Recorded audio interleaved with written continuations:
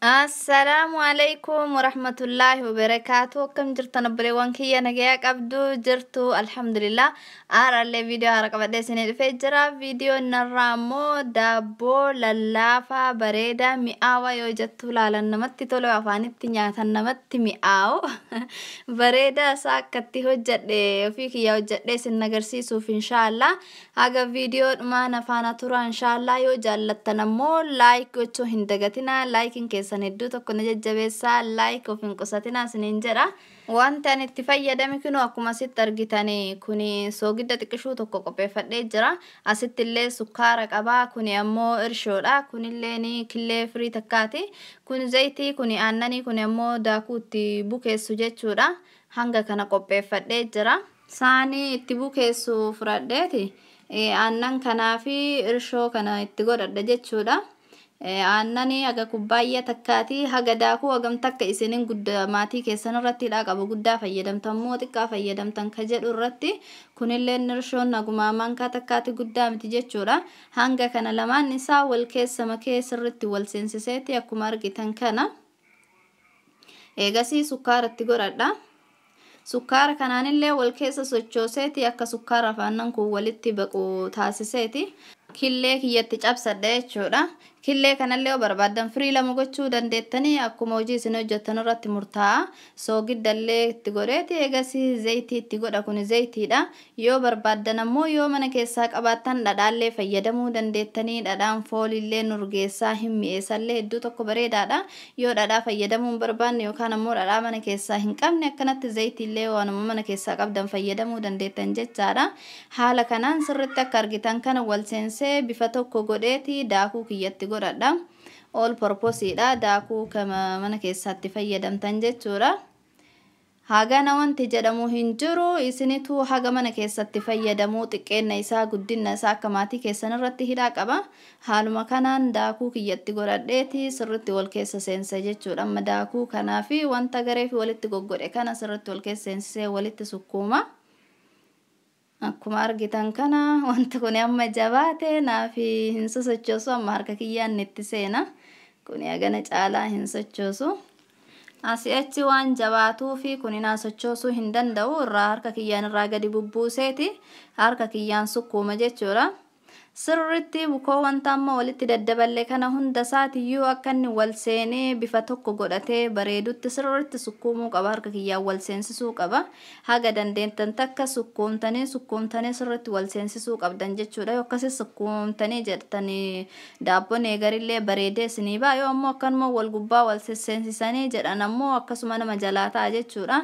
Akka isinii laafee bareedee sooftii ta'uuf ammoo sirriitti sochoostanii sirriitti sukkuumtanii wal seensisuu qabdanii haala kanaan sirriitti sukkuumee bareechee deebi'a inshaallah. Kinoo kana fakkaataa sirriitti sukkuumee wal seensisee bifa takka qabsiisee jira. Bareedaa kana akkuma argitan kana bifa takka qabatee jira. Sirriitti wal seensisee jira.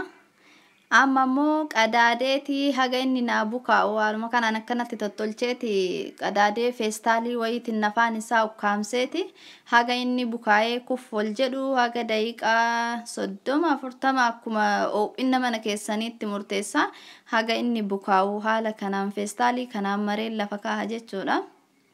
Feestaalii kana yoo hin qabne illee qadaaduma meeshaa wahii kattisinii ta'u itti qadaaddanii lafa godhuu dandeettanii wanti barbaadamu qadaadameeti akkuma inni bukaa'u lafa kaa'uudha. Haala kanaan akkanatti ukkaamseeti haga inni kuf jedhee kana lama deebi'u lafa godha inshaallah yeroo inni bukaa'ee walitti deebina. Kana fakkaataa ol ka'ee jira bakka irratti bal'isuullee qopheeffadhee daakuu jala firfirsee jira akkuma argitan kana kinoo bukeen kenna kareef bukeessinillee ol ka'ee kareef bukeessine san isa lama ol deebi'ee jira. Akkanatti haaluma kanaan harka keessan gadi deddeebisuu qabdan jechuudha harka keessaniini. Akkanatti harkaan gadi deddeebiseeti. Haala kanaan akkuma argitan maktafaa kanarra kaahadheeti. Harkaan asirratti tolfadha jechuudha akka heegarii mummuratuudhaaf naa mijaa'utti akkuma argitan kana afaan isaa wal seensisaa harkaan ammoo akka qal'innaan inni dheerinnaan bal'atutti akkanatti godha jechuudha akkuma argitan kana.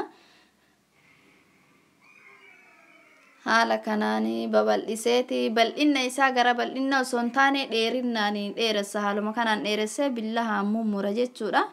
Haga barbaadetti haganaaf mijata jedhetti mummuradha. Isinillee ammoo haganaaf ta'a jettanitti akka fedhii keessanitti muratuu dandeettan jechuudha. Haala kanaan qaqallisee billahaan hunda isaatiyyuu muree fixa inshaallah. Kana fakkaataa hunda isaatiyyuu bakka hedduun muree jira. Takka takkaan akkanatti addaan babbaafadha akka eegarii sirreeffatuudhaaf naa mijatutti haalumaan margitan kanaani. Isin ammoo haala kamiin hojjettanii akkaataa itti hojjettanii karaa biraatiyyoo ka hojjettan ta'ellee komantii jalatti naaf barreessaa. Walirraa baranna wal barsiifna waan ta'eef inoo haala kanaan adda addaan baasee tokko tokkoon fuudheeti akkanatti maree hundee isaa wal keessa seensisaati akka geengoo godha akkuma argitan kana jechuudha. Hundee isaa afaan isaa bakka ka jalaa san bakka takka walitti maree harka kiyyaan akkanatti akkuma geengoo godha akkuma argitan kana jechuudha.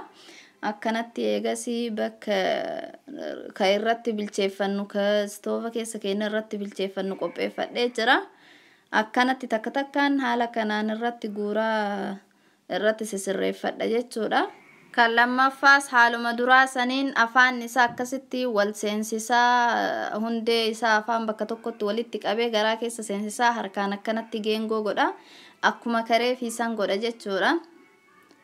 Haaluma argitan kanaanii hunda isaatiyyuu haaluma kanaan maree geengoo godhee babbareechee asirratti guuree fixee walitti deebina inshaallah.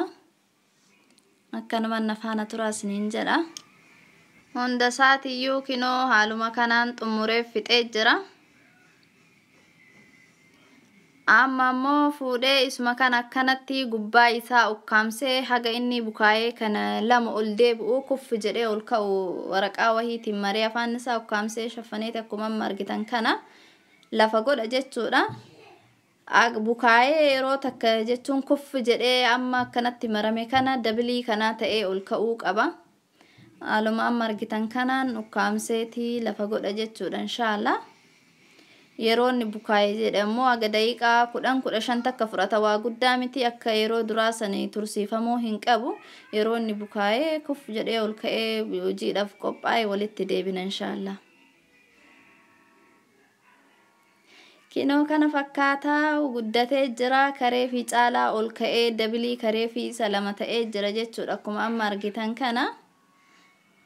Amma ammoo gubbaa isaa kana akka yoo itti bilchaate diimatee naaf bareeduuf killee firii takka asirratti cabsee jira. Gubbaa isaa kana diddiba. Isin killee dibuu yoo hin barbaanne ammoo zayitiillee gubbaa dibuu dandeettan jechuudha. Zayitiillee bareedaadha. Yoo waanuma takka dibuu hin barbaannellee yoo dhiiftanillee bareedaadha. Bareedeetuma gadi ba'a garuu gubbaa isaa kana akkana killee yookaan zayitii yoo dibdan diimatee bareedee ka ijatti namatti tolu ta'ee gadi ba'a. Haala kanaan hunda isaatiyyuu dibee xumuree deebi'a inshaallah. Gubbaa isaa hundarrayyuu killee dibee xumuree jira. Saliixa gubbaa firfirsa. Isin yoo barbaaddanii absuudaa gurraachallee gubbaa firfirsuu dandeettan jechuudha.